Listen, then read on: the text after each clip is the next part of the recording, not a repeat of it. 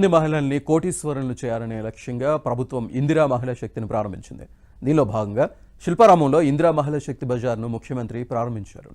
Special officer సౌజన్య ఉగాది, రంజాన్ ఉత్సవాల్లో భాగంగా స్వయం సహాయక బృందం సభ్యులు తయారు చేసిన ఉత్పత్తుల ప్రదర్శన, అమ్మకం మినీ సిరస్ పేరుతో కొనసాగుతుందని అన్నారు. ఈ నెల 29 వరకు ఎగ్జిబిషన్ అందుబాటులో ఉంటుందని అన్నారు.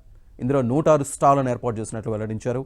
ఈ ప్రదర్శనలో ముఖ్యంగా పోచంపల్లి చేనేత వస్త్రాలు, పెంబరి కళారూపాలు, జూట్ బ్యాగులు, ఆహార ఉత్పత్తులు వినియోగదారులను విశేషంగా ఆకర్షిస్తున్నాయని అన్నారు.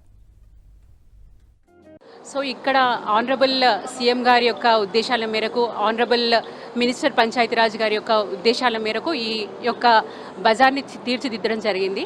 ఇక్కడ ముఖ్యంగా సెర్పు నుంచి, తర్వాత మెప్మా నుంచి, తర్వాత అలీప్, తర్వాత వీహబ్ నుంచి కూడా డిఫరెంట్ ఆర్గనైజేషన్స్, ఏజెన్సీస్ నుంచి ముఖ్యంగా ఎస్ఏజీ మహిళలు ఎవరైతే ప్రోడక్ట్స్ని తయారు చేస్తారో వాళ్ళకే ఇక్కడ 106 స్టాల్స్ని మేము ఎస్టాబ్లిష్ చేయడం జరిగింది. అన్ని జిల్లాలు, తెలంగాణలోని అన్ని జిల్లాల యొక్క మహిళల యొక్క భాగస్వామ్యము ఇక్కడ ఉన్నది.